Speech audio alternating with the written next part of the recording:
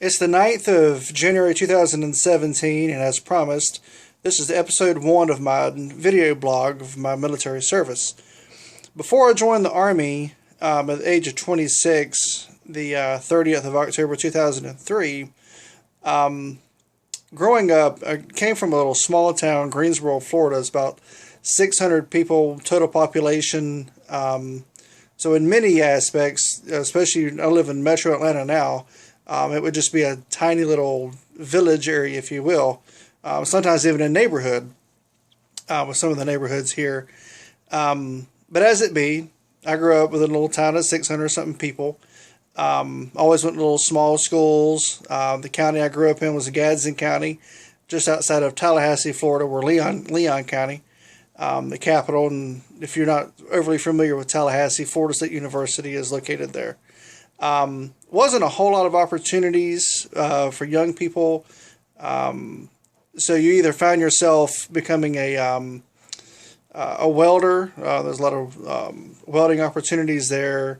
Agriculture, correction officers, and then military. But for me, I grew up chasing a ball.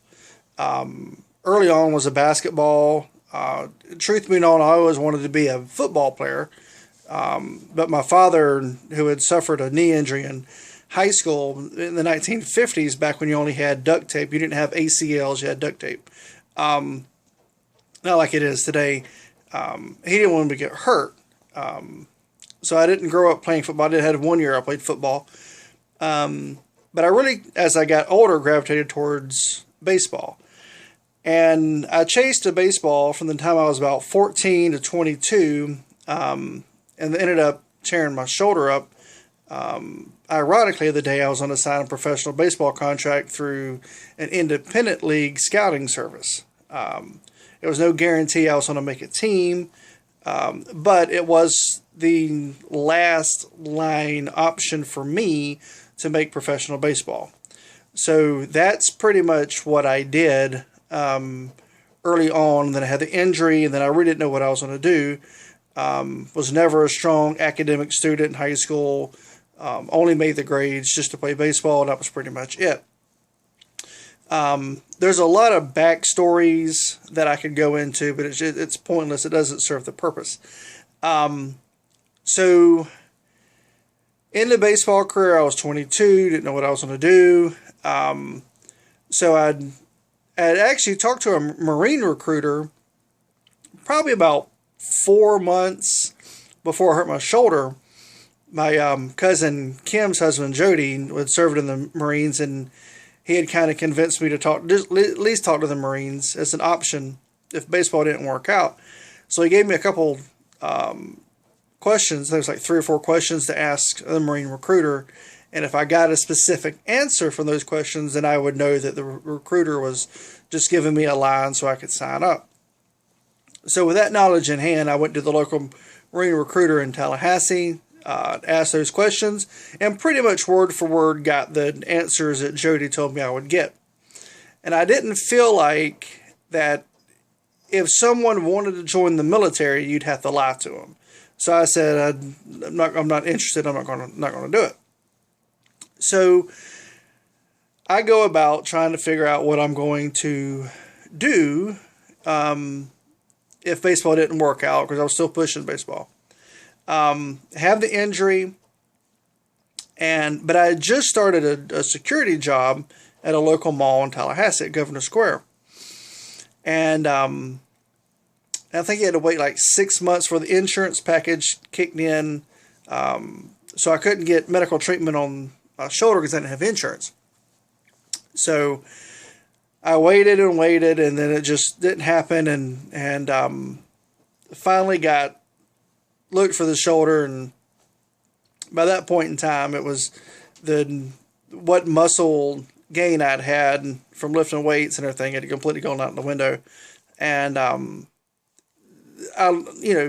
just knew that the baseball ship had sailed.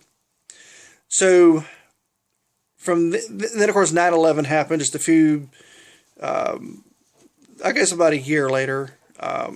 more than maybe. That was January 2000. I hurt the shoulder, and then of course September 11th, 2001.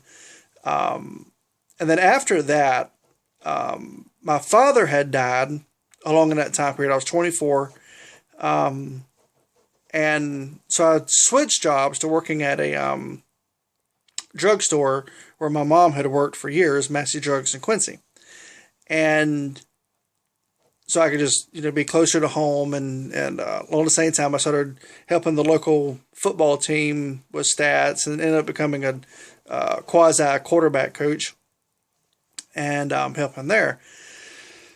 So I'm going to school, finally got into college, Tallahassee Community College.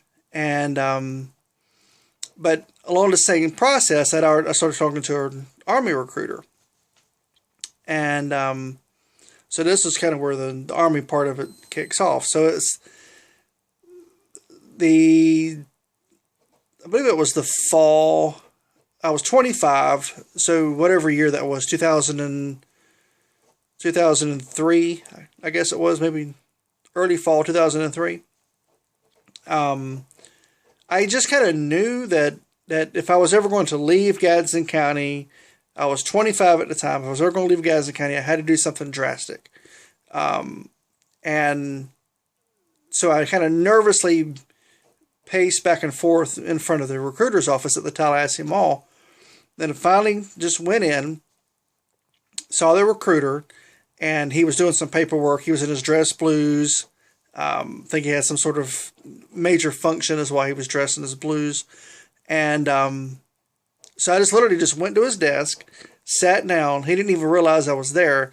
And I just told him, I said, I'm 25 years old. Don't lie to me. And he kind of looks startled. He looks up at me and he's like, what? And I says, well, I'm 25 years old. I'm thinking about joining in the Army, and you don't have to lie to me for getting me to join. So he was like, okay. He's like, can I finish the paperwork? I said, sure. So he finishes paperwork, and he ends up then giving me his undivided attention. The only thing I really knew about the Army at this point in time was you had infantry jobs, and then there was non-infantry jobs.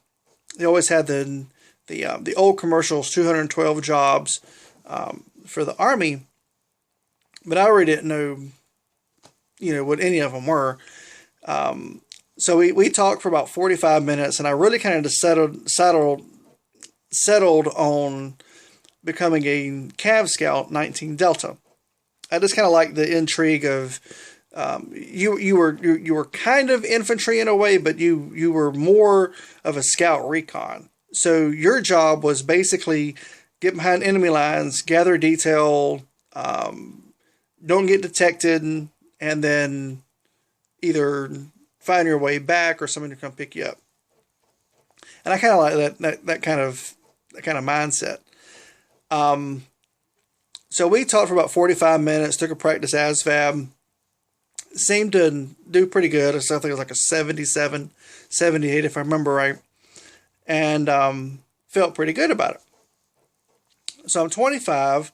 I take that information back home, and because my mother had no clue what I was thinking. I kind of, was kind of a closed book at this point in time about kind of what I wanted to do. And so I show her the information, and of course she was, wanting me to be cautious, if you will. We were definitely engaged in Iraq and Afghanistan at this point in time. Wanted me to really know what I was getting myself into. But she didn't, other than the job per se, she didn't really try to throw any cold water on it. I know she probably wished just that she could, but she didn't, to her credit. And so from there, I started practicing for the ASVAB and doing a pre-PT test, and so everything was, all systems were go. Take the ASVAB, go to Thomasville, Georgia, and there was many of us that went up there, and there was probably about 40 of us in the room. to take the ASVAB. For me, I had a special condition. Due to being 17 at the time, I made a very, very dumb choice, and I dropped out of high school, later got a GED. There's a backstory to it. I'm not going to go into it. It's no point. But I did get my diploma through GED, but because of that, I had to score a 50 on the ASVAB. To join active duty, you just had to score 32. So my qualification was a little bit higher. Ended up scoring a 40. And of course, I'd have been studying for the ASVAB if I felt pretty confident with it, but it just didn't happen. So of course I was upset, but I wasn't, to be deterred. So I believe you had to wait 6 months. So literally every day over the next 6 months, all I did was study for the ASVAB. So we get into late summer, early fall, we're going to take the ASVAB again. This time it was in Tallahassee at the Marine Naval Recruiting Station. They're off, I think it was like Roberts Avenue, I think it is. And ended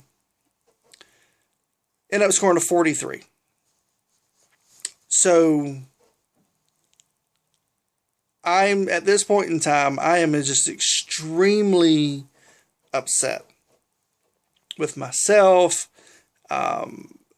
I was in school at this point in time at TCC, taking 2 classes. It was a math class and English class. But I really wanted to get out. So I figured, okay, be concentrated on school. I'll study for the ASVAB 1 or 2 days a week, which I started doing. And then I would just continue to work at the drugstore and help with the football team and just keep things going as I'd been doing. Late October 03, I get a call out of the blue from my recruiters, Staff Sergeant Courtney Burrell. And he tells me, he says, I got an opportunity for you, but you have to take it now. You can't sit and ponder about it. You can't think about it. You have to take it now. So, it was for the Army Reserves, and it was for soldiers that was kind of in my situation that had dropped out of high school and got a GED, and didn't score a 50. Well, there was 2 different jobs. There was a military police battalion, the 160th military police battalion. It was under the 81st Reserve Command out of Tampa. So they had I think it was 1 military police job and then 2 administration support jobs. Military police, 31 Bravo. At the time, the administration was 75 Hotel, I think it was. It turned out to be 42 Alpha. And I said, I want the military police job. So I end up going for that job, and had to go to the recruiting station that night to fill out some paperwork. That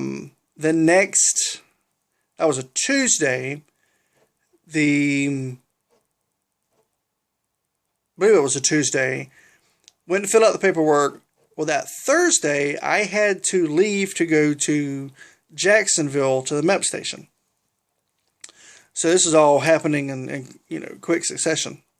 So I go to Jacksonville, and they give you the point with MEPS is, and it's like your processing center. Okay, the point with MEPS is to weed out all of the candidates that really don't want to do it. They think they want to do it, but they really don't know if they're going to do it. Or if there's other like medical issues, financial issues, legal issues. So it's just a gauntlet of things you have to kind of go through. So they want the best qualified candidates before they ship them off to their respective basic training center. So they give me this for the MP job. They give me this questionnaire you had to fill out. And they're like, answer it all honestly. Well, me being me, I did. And one of the questions comes back that disqualified me from being an MP. However, it still left me the opportunity where I could take one of the administration support jobs.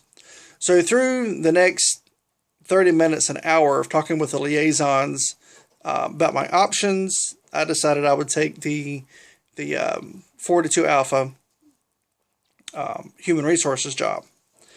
And so we do the paperwork, sign the contract. I go swear in. This was the 30th of October 2003. So that officially started my military career when I swore in. And instantaneously, I felt just different about myself, a little bit uneasy, just for the not knowing about what was going to take place. But I felt good. I felt secure with myself. I felt that I was making the right decision. I wanted to make a change in my life. It was going to be in the reserves, so I was going to still be at home, but through the conversation and kind of figuring out how the reserves worked, I knew I had a door to go active duty if I was to later go active duty. So I go home.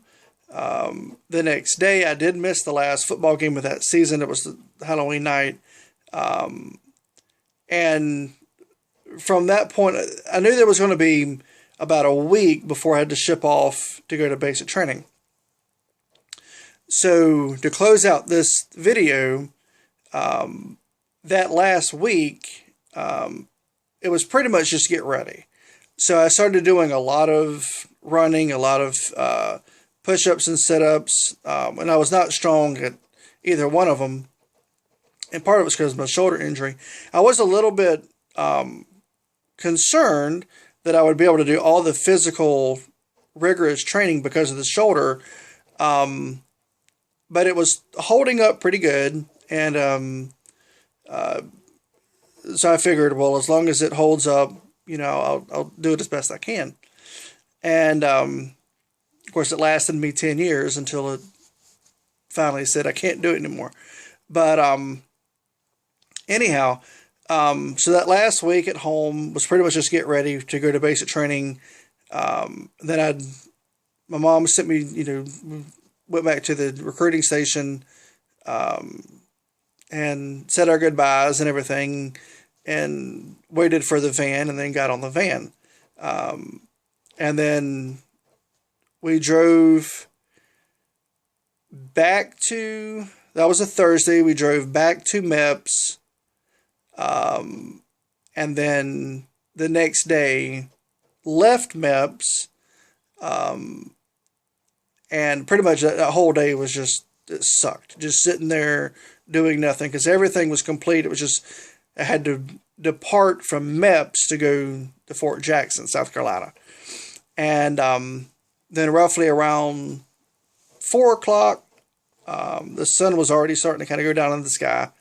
So around 4 o'clock, this guy and his wife, who was the chauffeurs in the van, they picked me up and another guy. His name was Jacob. And just the two of us drive up to Fort Jackson. And then I'll pick up the next video there. We drove up to Fort Jackson, and it was real. It was time to get to work. So anyhow, until the next video, this is Caleb signing off.